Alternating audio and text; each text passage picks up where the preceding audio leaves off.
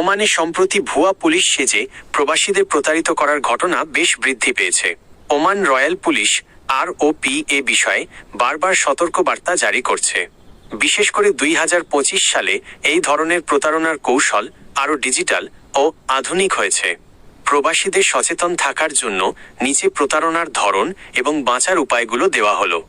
প্রতারকরা যেভাবে ফাঁদ পাতে: সাধারণ কৌশল, সরাসরি পরিচয় দিয়ে। কিছু ক্ষেত্রে প্রতারকরা পুলিশের ইউনিফর্মের মতো পোশাক পরে প্রবাসীদের বাসায় বা কর্মস্থলে গিয়ে কাগজপত্র চেক করার নামে টাকা ও মোবাইল ফোন ছিনিয়ে নিচ্ছে। ভিডিও কল প্রতারণা 2025-এর নতুন কৌশল। বর্তমানে প্রতারকরা হোয়াটসঅ্যাপ, গুগল মিট বা IMO ব্যবহার করে প্রবাসীদের ভিডিও কল দেয়। তারা পুলিশের প্রোফাইল পিকচার ব্যবহার করে এবং ভিডিওতে ইউনিফর্ম পরা কাউকে দেখায়। এরপর আইনি জটিলতার ভয় দেখিয়ে ব্যাংকিং তথ্য বা ওটিপি হাতিয়ে নেয়। সোশ্যাল মিডিয়া ও ভুয়া ওয়েবসাইট, ট্রাফিক বিভাগ বা সরকারি দপ্তরের নাম ব্যবহার করে ভুয়া সোশ্যাল মিডিয়া অ্যাকাউন্ট তৈরি করে প্রবাসীদের ব্যক্তিগত তথ্য চাওয়া হচ্ছে।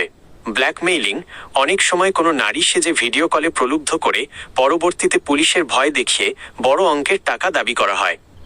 সুরক্ষিত থাকতে যা করবেন: পরিচয়পত্র যাচাই করুন। কোনো ব্যক্তি নিজেকে পুলিশ দাবি করলে তার অফিসিয়াল আইডি কার্ড দেখতে চান। ওমান পুলিশ সাধারণত সিভিল পোশাকে এসে হুটহাট কাউকে ব্যক্তিগতভাবে সার্চ করে না। ব্যাংক ডিটেলস দেবেন না।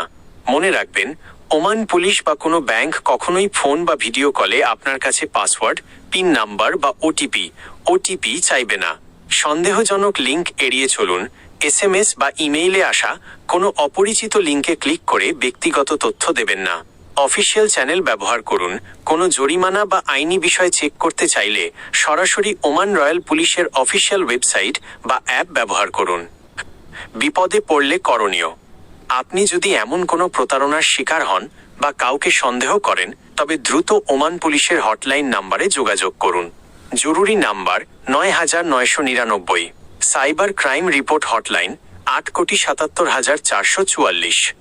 আপনি কি নিজে এই ধরনের কোনো ফোন বা সমস্যার সম্মুখীন হয়েছেন?